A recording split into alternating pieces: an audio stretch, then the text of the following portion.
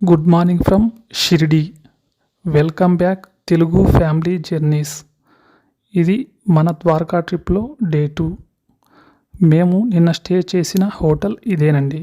Hotel నుండి బయట view ఇలా ఉంది.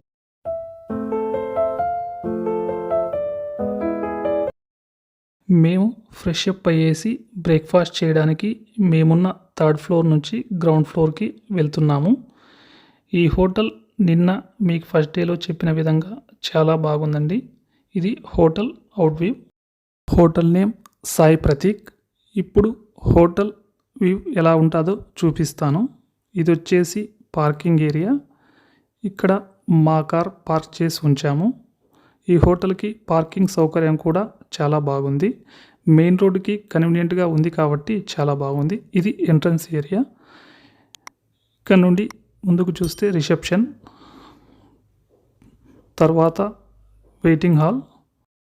ఇక్కడ బాబా విగ్రహం ఉంచారు, చాలా బాగుంది. మనం ఇక్కడ నుంచి ముందుకు వెళ్తే ఈ లెఫ్ట్ సైడ్లోనే బ్రేక్ఫాస్ట్ ఏరియా ఉంటుంది. ఆల్రెడీ మా పిల్లలైతే బ్రేక్ఫాస్ట్ చేయడానికి వచ్చారు.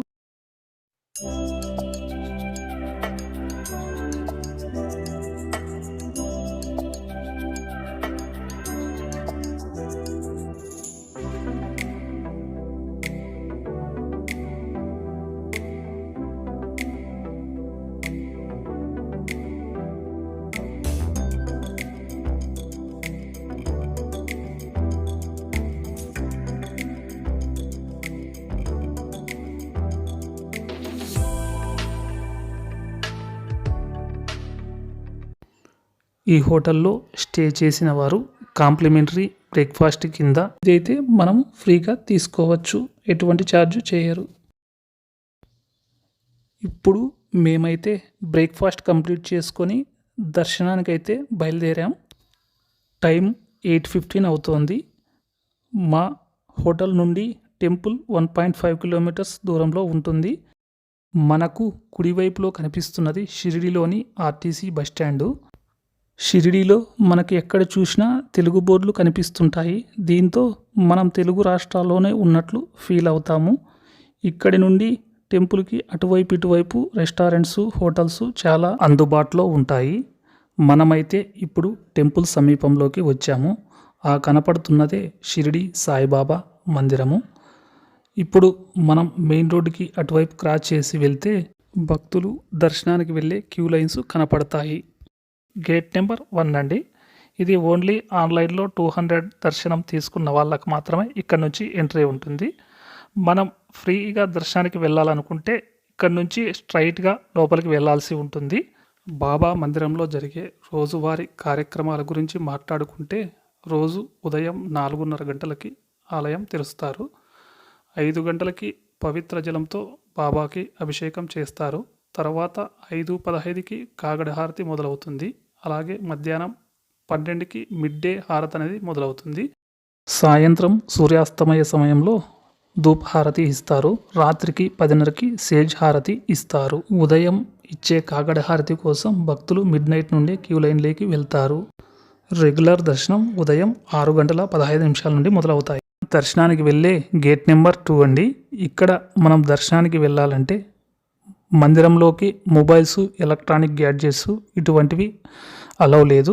అందుకే మనం ఈ పక్కనే ఉన్న మొబైల్ కౌంటర్లో మన మొబైల్స్ డిపాజిట్ చేసి, అలాగే హ్యాండ్ బ్యాగేజ్ కానీ, ఎనీ లగేజ్ కానీ, చెప్పల్స్ కానీ ఇక్కడ డిపాజిట్ చేసి ఇక్కడ నుండి మనం దర్శనానికి ఈ గేట్ నెంబర్ 2 ద్వారా మనం ఫ్రీ దర్శనానికి వెళ్ళవచ్చండి.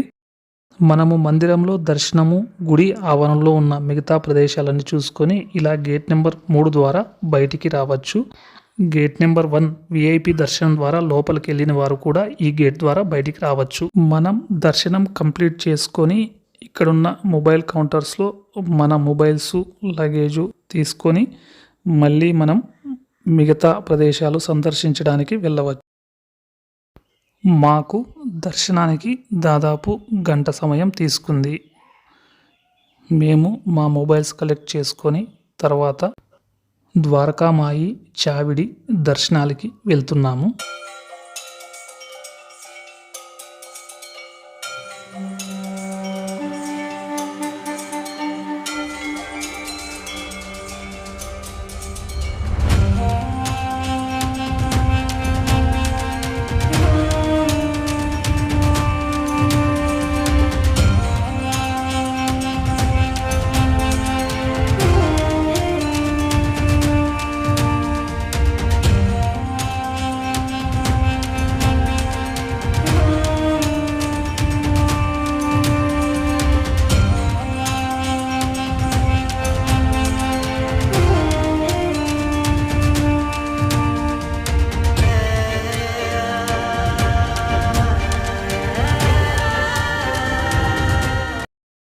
గేట్ నెంబర్ 2కి మరియు 3కి మధ్య సాయిబాబా ట్రస్ట్ వారి క్యాంటీన్ ఒకటి ఉంటుందండి. ఈ క్యాంటీన్లో మనకి వాటర్, టీ, పాలు, బిస్కెట్లు ఇటువంటివన్నీ తక్కువ ధరలో దొరుకుతాయి. ఇక్కడ కావలసిన ప్రసాదాలు అటువంటివన్నీ తీసుకున్న తర్వాత ఇప్పుడు మనం ఎగ్జిట్ అయిన గేట్ నెంబర్ 3కి పక్కనే ముఖ దర్శనం ఉంటుంది. ఈ ముఖ దర్శనం ద్వారా బాబాని గేట్ నెంబర్ 1, 2 ద్వారా లోపలికి వెళ్ళి దర్శనం చేసుకోలేని వారు ముఖ దర్శనం చేసుకొని రావచ్చు. తర్వాత గేట్ నెంబర్ 3కి ఆపోజిట్లోనే హనుమాన్ టెంపుల్ ఉంటుంది. ఈ హనుమాన్ టెంపుల్ కూడా చాలా ప్రసిద్ధమైన టెంపుల్. ఇక్కడ ఆంజనేయ స్వామిని దర్శించుకున్న తర్వాత మనకు ఆలయం ఎదురుగా ఒక ఆర్చ్ కనపడుతుందండి. ఈ ఆర్చ్కి ఎడమ వైపున ఉన్నది చావిడి. బాబాకు చావిడితో చాలా అనుబంధం ఉంది, తర్వాత చెప్తాను. ఇప్పుడు మనకి కనిపిస్తున్నది ద్వారకామాయి. బాబా జీవించి ఉన్న కాలంలో ఇక్కడే నివసించేవారు. ఇక్కడ బాబా రెగ్యులర్గా కూర్చునే బండరాయి మరియు బాబాకు సంబంధించిన పల్లకి, రథము అటువంటివన్నీ ఇక్కడే ఉన్నాయి. అలాగే ఇక్కడ ప్రతిరోజు ఉదయం 11:30కి దునికి ప్రత్యేకమైన పూజలు చేస్తారు. ఇక చావిడి విషయానికి వస్తే బాబా తన చివరి దశలో ఎక్కువ కాలం ఇక్కడ గడిపేవారు. అప్పుడు ఆయనని ద్వారకామాయ నుండి భక్తులు ఊరేగింపుగా చావిడికి తీసుకొచ్చేవారు. ఆ సాంప్రదాయం ఇప్పటికీ కొనసాగుతోంది. ప్రతి గురువారం ద్వారకామాయ నుండి పల్లకిలో బాబా విగ్రహాన్ని చావిడికి తీసుకుని వచ్చి ప్రత్యేకమైన పూజలు చేస్తారు. చావిడికి ఎదురుగా బాబా ప్రియ శిష్యుడైన అబ్దుల్ గారి నివాసం ఉంటుంది. ఇప్పుడు మనకు కనిపిస్తున్నది గేట్ నెంబర్ 4. ఇంతకుముందు గేట్ నెంబర్ 4 నుండి కానీ భక్తుల్ని బయటికి అనుమతించేవారు. గేట్ నెంబర్ 4 నుండి మెయిన్ రోడ్డుకు వెళ్ళే దారిలో ఐ లవ్ సాయిబాబా అనే సెల్ఫీ పాయింట్ ఉంటుందండి. ఇప్పుడు మేము బాబా మందిరం దగ్గర ఉన్న మెయిన్ రోడ్లో నుండి లోకల్ టెంపుల్స్ చూడడానికి ఆటోలో వెళ్తున్నాము. మనకి ఈ లెఫ్ట్లో కనిపిస్తున్నది సాయి ఆశ్రమ్ భక్త నివాసు, భక్తుల వసతి సముదాయము. ఇలాంటివే మరో 2 సాయిబాబా ట్రస్ట్ వారు షిరిడిలో నెలకొల్పారు. వాటిలో ఇంకొకటి వచ్చేసి ద్వారావతి భక్త నివాసు. ఇది టెంపుల్ నుండి 1 కిలోమీటర్ దూరంలో ఉంటుంది. మరొకటి సాయిబాబా భక్త నివాస్థాన్. ఈ మూడింటిలో రూమ్స్ ఎలా బుక్ చేసుకోవాలో వీడియో ఆఖరిలో ఎక్స్ప్లెయిన్ చేశాను. వీడియో ఆఖరి వరకు స్కిప్ చేయకుండా చూడండి. ఇప్పుడు మనకు కనిపిస్తున్నది సాయి హెరిటేజ్ విలేజ్. బాబా జీవించి ఉన్నప్పుడు షిరిడి గ్రామం ఎలా ఉండేది, బాబాని ఊరేగింపుగా భక్తులు ఎలా తీసుకెళ్లేవారు, బాబా తన భక్తులతో ఎలా ముచ్చటించేవారు అనేది బొమ్మల రూపంలో చాలా చక్కగా తీర్చిదిద్దారు. ఇది ఒక్కొక్కరికి టికెట్ 150 రూపీస్ ఛార్జ్ చేస్తారు. లోపలికి వెళితే షిరిడి గ్రామం ఒకప్పుడు ఇలాగే ఉండేదే అనిపించక మానదు. మీరు షిరిడిలో ఇవాళ చూస్తున్న లోకల్ టెంపుల్సే కాకుండా షిరిడి నుండి ఉదయం బయలుదేరి రాత్రికి చేరుకునే ఒకరోజు యాత్రలు కూడా అందుబాటులో ఉన్నాయి. అవేంటంటే నాసిక్, త్రయంబకేశ్వర్, కృష్ణేశ్వర్, అజంతా ఎల్లోరా కేవ్స్, పండరీపూర్, భీమాశంకర్, మరికొన్ని. బాబా మందిరం ఎదురుగా మెయిన్ రోడ్లో ట్రావెల్ ఏజెన్సీస్ వాళ్ళు ఉంటారు. వాళ్ళని సంప్రదిస్తే మీరు ఒక్కరున్నా, 4 మెంబర్స్ ఉన్నా, 10 మెంబర్స్ ఉన్నా దానికి తగ్గట్టు టూర్ ప్యాకేజ్ ఎంచుకొని మీరు వెళ్ళవచ్చు. మనమైతే ఇప్పుడు షిరిడి నుండి 5 కిలోమీటర్ల దూరంలో గల సకోరి గ్రామంలోని ఉపాసిని బాబా మహారాజ్ మందిర్కి అయితే వచ్చాము. ఇక్కడ ఉపాసిని మహారాజ్ బాబా సమాధి అయితే ఉంది. ఈయన బాబా ప్రియ శిష్యుల్లో ఒకరు. బాబా నుండి దైవ సాక్షాత్కారం పొందారని చెప్పేసి భక్తుల విశ్వాసం. ఇదే ఆవరణంలో ఒక చెట్టుపై వినాయకుని ఆకారం ఉంటుంది. ఇప్పుడు చెట్టు అయితే లేదు, కానీ కాండం మాత్రమే మిగిలి ఉంది. ఈ కాండాన్ని ప్రత్యేక గాజుపెట్టెలో భద్రపరిచారు. ఇక్కడే మనకు ఉపాసిని కన్యాకుమారి మందిరములు కూడా ఉన్నాయి. ఇక్కడ ఆవరణంలో చాలా ప్రశాంతంగా నీట్గా కూడా ఉంది. అందుకే కాసేపు రెస్ట్ తీసుకొని మేము మందిరం వెలుపలికి వచ్చాము.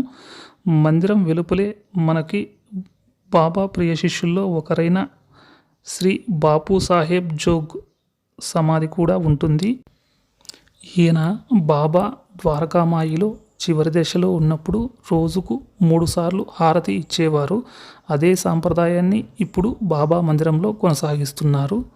పొద్దున్నే కాగడ హారతి, సాయంత్రం ధూపహారతి, రాత్రి సేజహారతి, ఇప్పుడు మిడ్ డే హారతి అనేది యాడ్ చేశారు.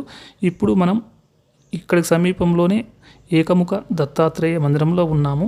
మామూలుగా దత్తాత్రేయుల వారు 3 ముఖాలతో మనకి దర్శనమిస్తారు. కానీ ఏకముఖ దత్తాత్రేయులుగా దర్శనం ఇవ్వడం ఇక్కడి ప్రత్యేకత. మేము ఇప్పుడు ఆటోలో పంచముఖ వినాయక ఆలయానికి వెళ్తున్నాము. ఈ ఆలయాన్ని మన తెలుగు వారే నిర్వహిస్తున్నారు. సకోరి ఉపాసిని మహారాజ్ బాబా టెంపుల్ దగ్గర నుండి మనం వెళ్ళే ఈ ఆలయం 7 కిలోమీటర్ల దూరంలో ఉంటుంది. షిరిడీ నుండి అయితే 3 కిలోమీటర్ల దూరంలో ఉంటుంది. ఇప్పుడు మహారాష్ట్ర పెళ్లి వేడుకను మనం గమనిస్తున్నాము. ఈ పెళ్లి వేడుక మన తెలుగు సాంప్రదాయంతో పోల్చుకుంటే కాస్త భిన్నంగా ఉంది. ఇప్పుడు మనం వెళ్తున్న రోడ్డు షిరిడీ నుండి ఎయిర్పోర్ట్కి వెళ్ళే రోడ్డు. ఈ రోడ్లో నుండి కాస్త ముందుకు వెళ్ళిన తర్వాత ఎడమవైపు తిరిగితే మనం పంచముఖ వినాయక ఆలయానికి చేరుకోవచ్చు. దీన్ని మన తెలుగు వారే చాలా చక్కగా నిర్వహిస్తున్నారని చెప్పాలి. ఇక్కడ కొన్నిసార్లు నిత్య అన్నదానం కూడా జరుగుతూ ఉంటుంది. ఇక్కడ పంచముఖ వినాయక ఆలయంతో పాటు అభయ ఆంజనేయ స్వామి వారి ఆలయం కూడా ఉంటుంది. మనం వచ్చిన ఈ లోకల్ టెంపుల్స్ అన్నీ దర్శించుకోవడానికి ఒక హాఫ్ డే అయితే సమయం తీసుకుంటుంది. వీటితో పాటు మీరు మరొక రోజు కానీ 2 రోజులు కానీ కేటాయించుకుంటే షిరిడీ నుండి నేను ఇందాక చెప్పిన కొన్ని రోజువారీ యాత్రలు చూసేసి రావచ్చు. మేము ఇక్కడ దర్శనం ముగించుకున్న తర్వాత షిరిడీ బాబా మందిర్ సమీపంలో గల ఖండోబా ఆలయానికి బయలుదేరి వెళ్తున్నాము. ఈ ఖండోబా ఆలయ చరిత్ర ఒక్కసారి గమనించుకుంటే ఈ ఆలయం షిరిడీలోని ఆర్టీసీ బస్టాండ్కి ఎదురుగా ఉంటుంది. ఈ ఆలయం పూజారైన మహల్సాపతి ఇక్కడున్న మర్రి చెట్టు దగ్గర వస్తున్న బాబాను చూసి మొదటిసారి ఆవో సాయి అని పిలిచారు. 1850 ఈ సంఘటన జరిగింది. తరువాత మేము మధ్యాహ్నం కావడంతో భోజనానికి శ్రీ సాయి ప్రసాదాలయానికి చేరుకున్నాము. ఈ ఆవరణంలో సాయిబాబా వంట చేస్తున్న స్టాచ్యూ చాలా ఫేమస్. ఇది ఒక మంచి సెల్ఫీ పాయింట్. దీని తర్వాత ఈ కాంప్లెక్స్ మొదట్లో ఫ్రీ మీల్ కూపన్ కౌంటర్, అలాగే స్పెషల్ సీటింగ్ కూపన్ కౌంటర్ అని 2 కౌంటర్లు ఉంటాయి. దాంట్లో మీరు ఎంతమంది ఉన్నా అందరి తరపున ఒకరు వెళ్ళి ఇలా ఒక కూపన్ తీసుకొని మనము ఈ ముందు నిర్వహిస్తున్న డైనింగ్ ఏరియాలోకి వెళ్ళవచ్చు. ఇదైతే free meal dining area. Meals అయితే ఫ్రీ మీల్స్ అయినా లేదా 50 రూపీస్ కూపన్ తీసుకున్నా కామన్గానే ఉంటుంది. కాకపోతే సీటింగ్ ఒకటే ఈ ఫ్రీ డైనింగ్ ఏరియాకి కాస్త భిన్నంగా ఉంటుంది. ఎవరైనా చిన్నపిల్లలు ఉన్న లేదా పెద్ద వయసు వారు ఉన్న ఆ 50 రూపీస్ స్పెషల్ సీటింగ్ కూపన్స్ తీసుకొని డిఫరెంట్ డైనింగ్లో భోంచేయవచ్చు. మేము అక్కడ లంచ్ కంప్లీట్ చేసుకొని మా హోటల్కి వెళ్ళి మధ్యాహ్నం కాస్త రెస్ట్ తీసుకొని సాయంత్రం సంధ్యా సమయంలో ఇచ్చే ధూపహారతి కోసం బాబా మందిరానికి మళ్ళీ దర్శనానికి వెళ్తున్నాము.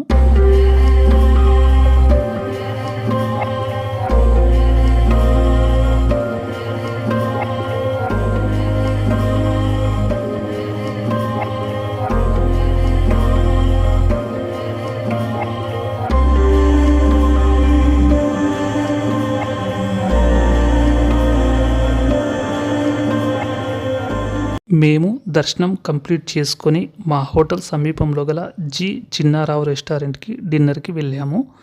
ఈ రెస్టారెంట్లో మన తెలుగువారి భోజనం చాలా బాగుంది. షిరిడీలో చాలా వరకు ఆంధ్ర భోజనం, గుంటూరు భోజనం అని మనకు కనిపిస్తూ ఉంటాయి, కానీ ఎక్కడ అంత బాగా అనిపించవు. ఇక్కడైతే చాలా బాగుంది.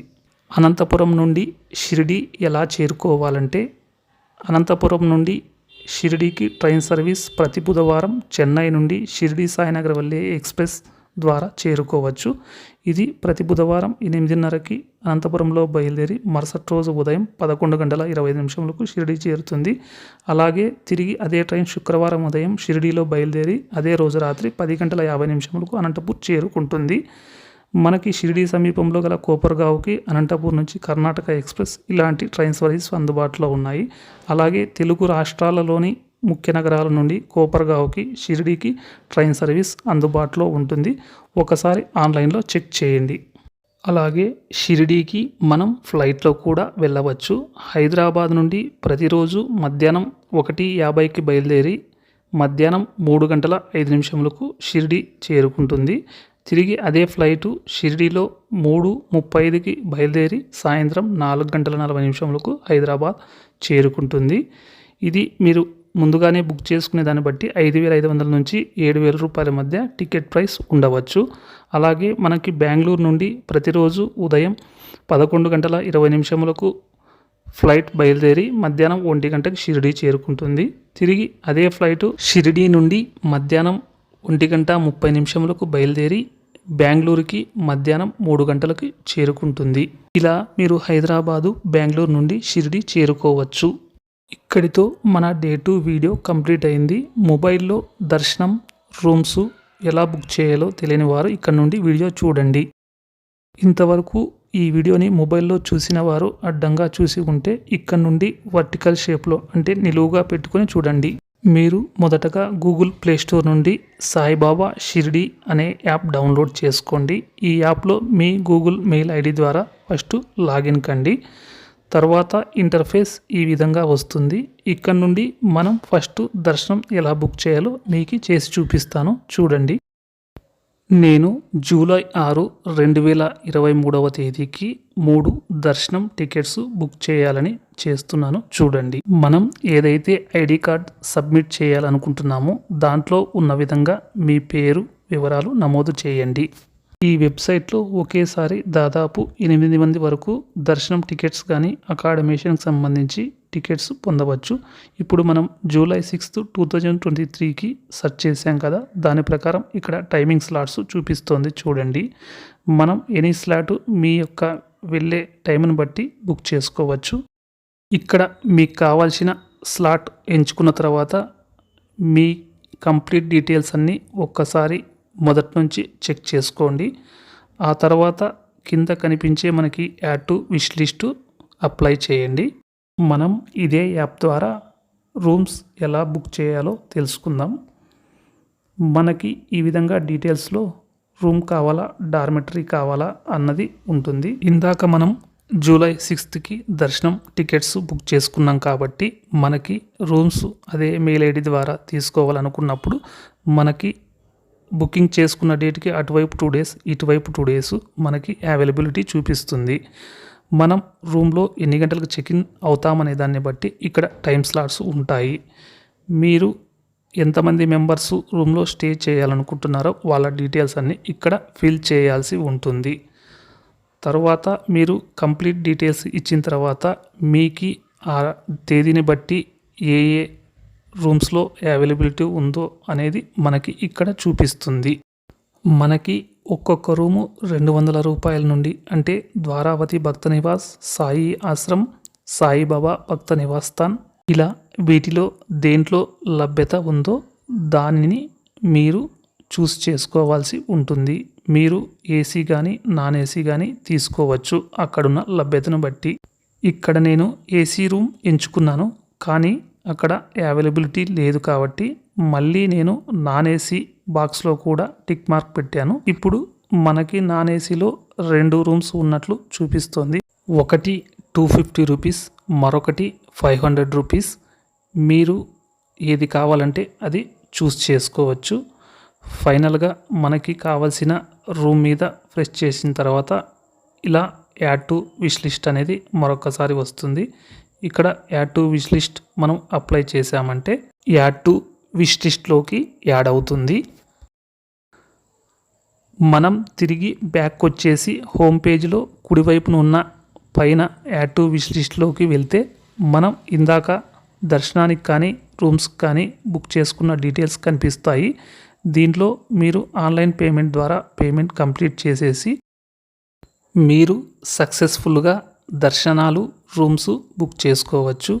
మీకైతే నేను ఈ వీడియో ద్వారా కంప్లీట్ ఇన్ఫర్మేషన్ ఇచ్చాననే అనుకుంటున్నాను.